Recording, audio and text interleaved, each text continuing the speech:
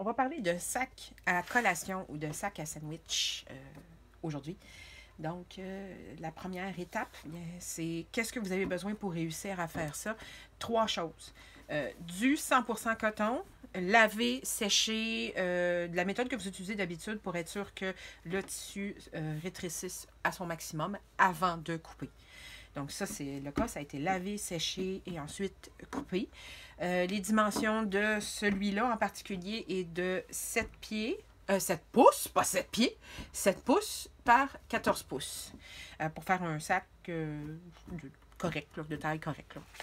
Ensuite, ça vous prend une fermeture éclair. C'est sûr que au minimum, la fermeture éclair doit être aussi large que la largeur de votre tissu. Donc, comme ici. Mais vous allez voir dans une étape plus loin que si vous avez, comme par exemple celui-là, il fait 7 pouces. Si vous prenez une fermeture éclair de 7 pouces, c'est-à-dire, quand on dit 7 pouces en passant, on veut dire 7 pouces entre la petite accroche ici en métal et non pas à partir du haut complètement. Donc, 7 pouces de là jusqu'à cette pinoche-là ici, là. Donc, c'est 7 pouces entre les deux. Mais si vous prenez une fermeture éclair qui fait exactement 7 pouces entre les deux ici, vous allez voir à une certaine étape, ça rend la chose beaucoup plus compliquée. Donc, moi, j'achète des fermetures éclair de 14 pouces. Comme ça, peu importe le projet que je fais, ça marche, ils sont de la bonne longueur. C'est sûr que si vous prenez vos fermetures éclair chez certains détaillants, vous allez les payer 1,5 pièce, 2 pièces, 2 pièces et demie, presque 3 $ chacune. Ouch! Faites des recherches. Il y a des endroits où vous pouvez trouver des fermetures éclair à moins de 50 cents. Donc, au pire, vous demandez là sur Facebook, des choses comme ça. Là. Mais il y a moyen de payer vraiment moins cher, puis ça vaut la peine à ce moment-là de payer pour une grande fermeture éclair. Donc, fermeture éclair. Ensuite, ça va vous prendre du pull, du PUL. Moi, je prends blanc. Blanc revient moins cher que ceux avec des motifs. Et je vois pas l'intérêt de mettre des motifs à l'intérieur d'un sac. Là. Donc, blanc. Et là, c'est pas le cas parce que c'est un exemple que je vous montre. Mais normalement, les deux morceaux devraient être exactement de la même grandeur. Donc, ces deux-là sont exactement de la même largeur. Par contre, c'est juste un exemple, là. Mon PUL dépasse. Normalement, ça serait pas acceptable. Il faudrait que je le taille pour qu'ils soient les deux pareils. Mais là, je vais juste vous montrer comment ça fonctionne. Donc, première chose qu'on fait... si vous ne connaissez pas le PUL, si vous le regardez de proche, vous allez remarquer qu'il y a un côté qui est doux et lisse. Et il y a un côté qui a vraiment une texture. Donc, le côté qui va toucher avec la nourriture, c'est le côté lisse. Alors, il faut mettre le côté lisse vers le haut, vers vous.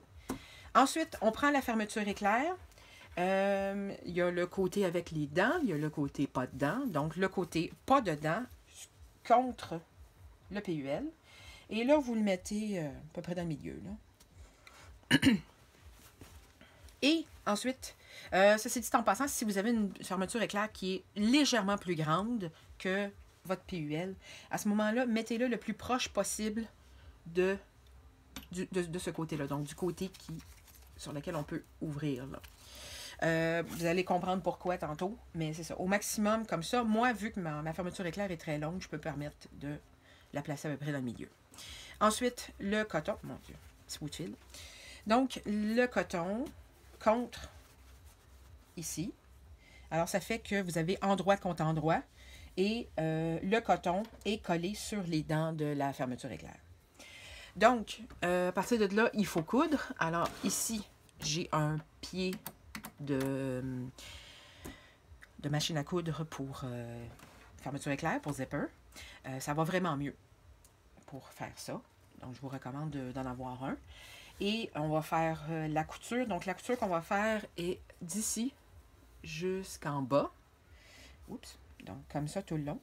En barrant aux deux extrémités. Barrer n'est pas totalement complet, vu qu'on va faire une couture comme ça. Moi, je le fais pareil par principe. Donc, on fait cette couture-là et ensuite, on revient. Bon, voilà. Disons que la couture est faite. Comme je vous dis, ça, c'est juste un exemple. Là. Alors, ici, la couture a été faite. Qu'est-ce que je dois faire ensuite? Il faut coudre l'autre extrémité de la fermeture éclair. Donc, c'est pour ça que ici, les deux PUL... Bon, excusez, les deux PUL et le coton doivent être de la même longueur parce que c'est là qu'on s'en rend compte que ça ne marche pas. Donc, ils sont attachés comme ça. On prend le sac, on le soulève jusqu'à la couture qui est déjà là et on l'applique comme ça. Donc, en essayant de l'aligner avec la couture précédente, là. Donc, comme ça. Et là, je vais faire la même chose avec le PUL. Donc, je prends l'extrémité et je la mets comme ça. Et voilà. Donc là, oups, ils ne sont pas bien alignés. Donc, voilà. Maintenant, ils sont bien alignés. Et là, il faut faire une couture pareil comme l'autre. La seule chose qu'il faut faire attention, c'est quand on est en train de coudre, vu que l'autre couture est très proche des deux, ça peut arriver des fois que le tissu qui est en dessous va se glisser et là, vous allez le coudre après les deux autres. C'est bon, c'est des choses qui arrivent et il y a une seule chose à faire, c'est l'utilisation de cet outil absolument merveilleux et désagréable en même temps. On déteste tout faire ça, mais on n'aura pas le choix dans ce cas-ci. Donc, ça, c'est ce qu'il faut faire. Une fois que vous avez terminé, vous vous retrouvez avec ceci. Donc, ça ici, c'est un sac dont j'ai déjà fait les deux coutures de zipper. Donc, on voit ici une des deux côtés avec le PUL. Donc, ici, mon PUL était très légèrement plus long. Dans ce cas-ci, c'est pas long. Je l'ai fait dépasser un petit peu. Et on voit ici de l'autre côté, là. Donc, j'espère que c'est clair. On se retrouve avec, dans le fond, deux espèces de pochettes, là, comme ça, là. Comme ça. Et comme ça. Donc, la prochaine étape n'est pas 100% obligatoire, mais je le recommande très fortement parce que ça fait une plus belle finition et ça diminue, ça empêche aussi le fait que parfois quand on va ouvrir le sac à collation, la tirette, là, le curseur, va se coincer dans le PUL ou dans le coton. Parce que là, on se bat avec. Pour éviter ça, il faut simplement surpiquer le rebord ici, là. Donc, surpiquer comme ça. Alors, pour faire ça, j'ouvre ma fermeture éclair au complet. Et c'est ici qu'on comprend pourquoi est-ce que je recommande d'utiliser une fermeture éclair plus longue que le minimum de la largeur du sac à collation que vous êtes en train de faire. Parce que là, on le revire à l'endroit, on les met les deux ensemble pour exposer la fermeture éclair. Donc, c'est là, ici, vous voyez, là, c'est attaché. Ils sont attachés ensemble par la fermeture éclair. Si la fermeture éclair était très, très proche, donc si elle terminait ici, quand je fais ma surpiqûre, l'autre, elle serait dans le chemin, on serait toujours en train de la pousser, la bactérie pogne. Donc, ça rend les choses beaucoup plus difficiles. Fait que, rendez-vous la vie plus simple et allez vous chercher une fermeture éclair un peu plus longue. Donc, comme je dis, on le revire de façon à ce qu'on voit l'endroit et on expose la fermeture éclair. Et là, on va faire une surpiqûre. Donc, je vais juste tourner un peu ma machine qu'on puisse voir. Là, le problème avec le PUL, c'est que ça glisse. C'est pas aussi pire que du Minky, mais ça glisse. Donc, moi, ce que je fais, c'est je place mes choses comme rectement. Et puis, ensuite, je mets mes... Je ne sais pas si vous voyez, là. Je mets mes ongles sur le bord ici, mais proche de mon pied, là. Donc, comme ça. Je retiens les dents et je tire pour être sûr que... Pardon. Pour être sûr que le PUL n'a pas glissé en dessous et créé une espèce de petite pochette, boulette, appelez ça comme vous voulez, là. Donc, finalement, pour être sûr que le PUL ne fait pas ça comme ça, là. OK? Pour être sûr qu'il est tiré au maximum et qu'il n'est pas en train de remonter. Parce que là, s'il est remonté dans votre couture, dans votre surpiqûre, quand vous allez essayer d'ouvrir et fermer, il va se pogner dans la tirette. Donc, je me mets mes ongles comme ça et je le tire. Je fais quelques points. Je recommence. On recule l'avance. On recule l'avance. Et là, je prends le temps de tout bien placer, de tout étirer et je laisse mes ongles là. Il faut faire attention pour ne pas se passer les ongles dans ma machine à coudre. Ça m'est jamais arrivé. Ça ne veut pas dire que ça ne va pas arriver à un moment donné. Fait qu'on fait attention. Et une surpiqûre, c'est tout simplement une couture proche du rebord qui est plus décorative que d'autres choses, mais qui est quand même assez nécessaire dans le cas d'une fermeture éclair.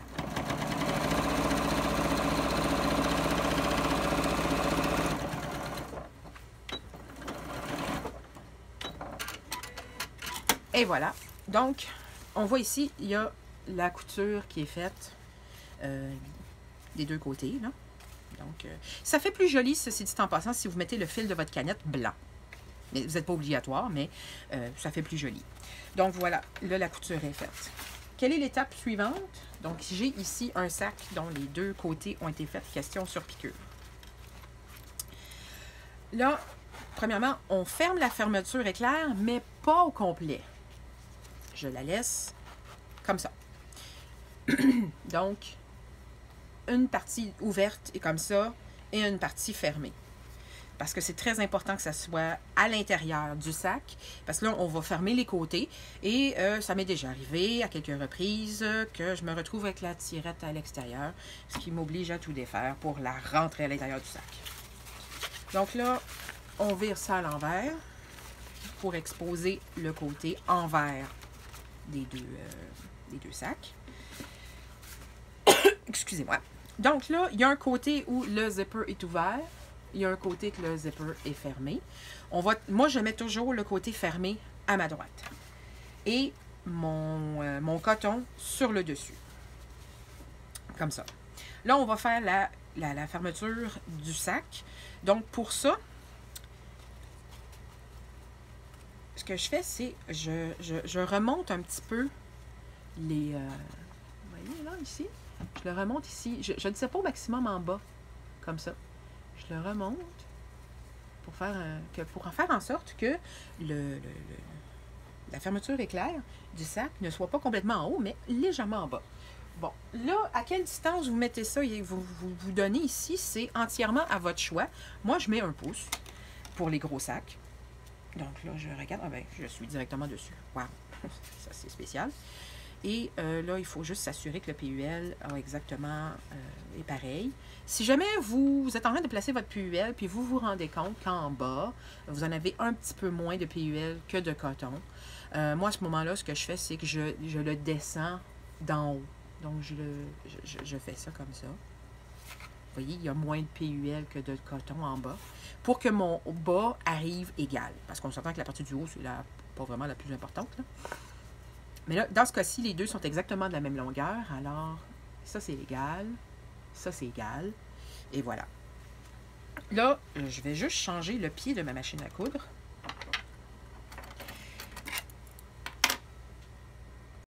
Alors voilà, le pied est changé. Moi, ce que j'ai ici, c'est un pied industriel de 1/4 de pouce. Vous pouvez prendre un pied standard tout à fait ordinaire. C'est juste une question de préférence personnelle. J'essaie juste de ne pas coudre avec le pied de machine à coudre. Donc, on commence par le haut, ici. Là, on s'assure que le PUL est correct. Bon, c'est correct. Fait que là, on fait une couture. Moi, je la fais à peu près à 3/8 environ. Encore là, c'est plus 1/4 que 3/8. On avance, on recule, on avance. Et on va descendre comme ça jusqu'en bas complètement en ligne droite.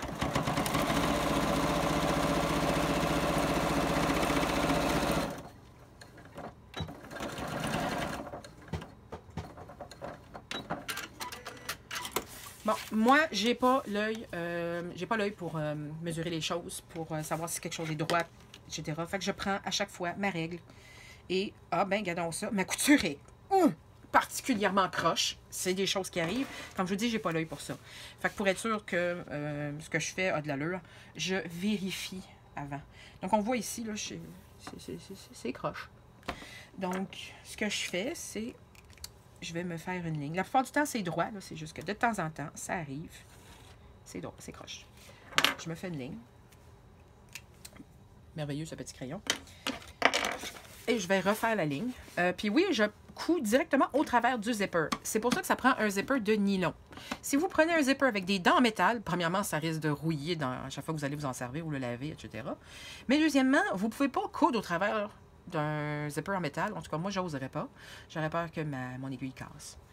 Donc, on recommence.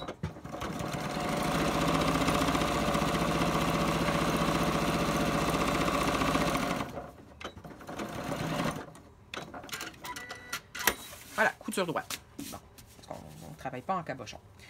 OK, maintenant, l'autre côté est un peu plus compliqué. Parce que là, on peut pas, le sac, je peux pas juste faire une couture comme ça, zoom, puis c'est fait, là. contrairement à l'autre côté. Donc, ce que je vais faire, bon, premièrement, je m'assure que j'ai réellement 1 pouce. Oui, OK. Et là, au départ, on fait exactement la même chose. Donc, on descend. Sauf que au lieu de faire la longueur au complet, je vais arrêter à peu près à moitié chemin. Dans le fond, laissez-vous un espace d'environ, j'ai jamais vraiment mesuré, là, on voit ici 2 pouces et demi. 2 pouces et demi, 3 pouces, pour que vous soyez capable de revirer le sac à l'endroit. Donc, je commence.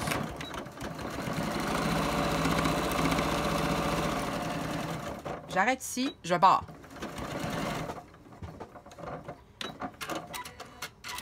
Et là, je tasse le PUL, mais je ne déplace pas le coton.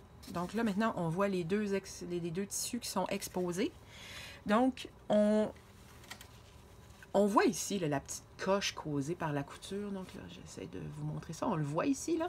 Donc, je me sers de ça pour m'aligner. Parce que je veux continuer la couture exactement au même endroit. Alors, je m'approche pour être sûr que ça arrive vraiment dessus. Et là, essayez de ne pas pogner le... Il faut y aller doucement, comme faut voir, je couds très lentement. C'est parce que je vais être sûre de coudre le coton, mais pas le PUL. Bon. Là, moi, ce qui est un petit peu particulier dans mon cas, c'est parce que j'ai des étiquettes. Donc, je coupe mon étiquette. Étiquette. Parce que c'est à cette époque-là, voyons, c'est à cette étape-là que je pose mon étiquette. Donc, je mets une ligne.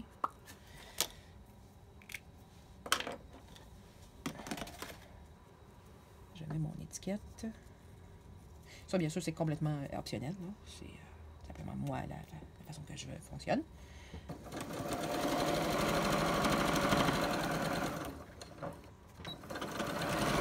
Et voilà. Maintenant, techniquement, à moins que j'ai fait une erreur, le sac à collation et la partie coton du sac à collation est complètement terminée. Il reste la partie ici qui est encore ouverte. Pour m'aider beaucoup, ce que je fais, c'est je prends en note à quel endroit ma couture de coton passe en mettant le PUL par-dessus. Puis là, je me fais une ligne légèrement à l'intérieur. Donc là, si vous voyez, là, la ligne est très légèrement à l'intérieur. Donc, de ce côté-là. Et je fais quelques points. Pas besoin d'être beaucoup, là.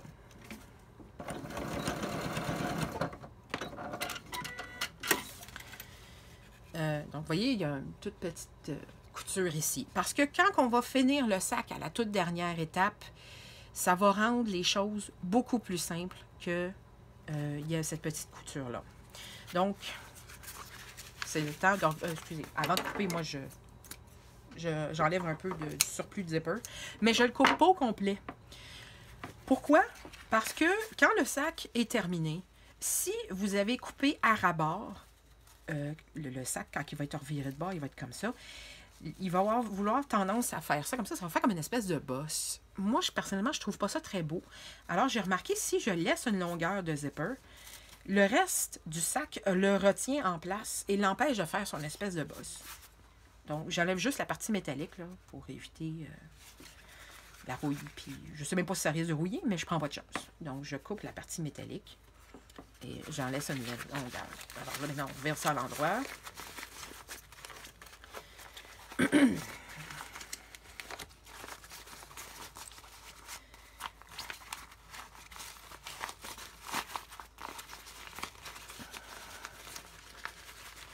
Là, ici, le sac est très légèrement ouvert. C'est pour ça qu'il faut quand même lui laisser un bon 2 pouces facile là, pour être capable d'aller chercher la petite tirette puis de le réouvrir. Si jamais vous avez laissé un espace trop petit, vous n'êtes pas capable de l'ouvrir, j'ai un petit truc. Il faut faire attention à ne pas le casser, là, mais j'ai un petit truc qui fonctionne. Bon, voilà. Ce que je fais, c'est que j'utilise mon découpe-fil et je le rentre ici, là, comme ça. Et je fais ça à l'intérieur, puis je m'en sers pour le pousser un peu plus loin. Là. Vous voyez, comme ça. Là. C'est sûr que ça m'est arrivé une fois, j'ai cassé mon dégoût vite comme ça. Là. Oups! Mais c'est bien pratique. En fait, ça sert à bien des affaires, cette affaire-là, étonnamment. Là, je le revire complètement à l'endroit. C'est 100% optionnel. Mais si vous voulez être sûr que vous n'avez pas manqué, des fois, on en manque un peu de coton, bon, etc. Vous pouvez inspecter votre ouvrage avant de finir. Moi, je m'en sers aussi, entre autres, pour m'assurer que mon étiquette est droite, parce que des fois, elle croche. Donc, tout est beau. On le remet du côté PUL. Tadam! Et là, on voit ici le trou qui est ici. Donc, on retasse le coton plus loin pour être sûr de ne pas le coudre sans faire exprès. Et il y a la petite couture de tantôt. Donc là, on va prendre quelque chose. Il y a bien des outils qui peuvent servir à faire ça. Une règle, des ciseaux, un crayon, n'importe quoi. Il y a même certains des accessoires qui font ça directement. Mais le but de... Bon, j'accroche mon téléphone, c'est pas cool. Je redresse le coin ici. Donc, vous pouvez voir, il faut qu'il soit droit. Et là, bon, le fil, on va le chipper dedans. Et je place la couture pour fermer le sac. Donc, voilà. Alors, maintenant, ce que je vais faire, c'est la couture a fini ici. Elle commence là. Je vais faire une couture entre les deux.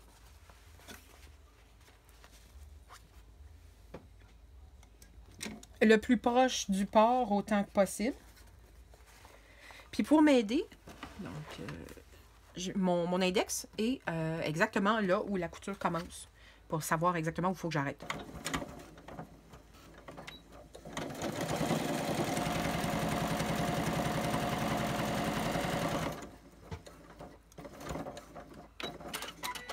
Bon, là j'ai oublié de barrer. C'est pas bien brillant de ma part, là, mais... Bon. Tiens, voilà, c'est fait. On coupe tous les petits bouts de fil qui peuvent dépasser, pour que ça soit plus propre. Il n'y en a pas ici. Bon, voilà. Donc, la couture ici est terminée. Je revire. Et là, il vous reste juste à pousser les coins. Et c'est un autre moment où j'utilise mon découvite beaucoup, beaucoup, beaucoup. Parce que je trouve que ça va super bien. J'ai peur que si j'utilise... il existe des tournecoins en plastique ou en bois. Mais j'ai peur que si je pousse à l'intérieur avec le PUL, qu'à la longue, ça déchire le PUL. Donc, moi, à la place, j'utilise mon découvite pour l'obliger à revirer de bord. Donc, je le rends dans la couture, puis je tire dessus. C'est sûr, il ne faut pas tirer trop fort parce que vous risquez de briser ça, là. Mais je trouve que ça va beaucoup plus vite. Donc, voilà. Et je le passe toujours dans la couture. Je ne pique pas dans le tissu. Je ne veux pas que ça fasse des accros dans le tissu, là. Bon, voilà, il est fait.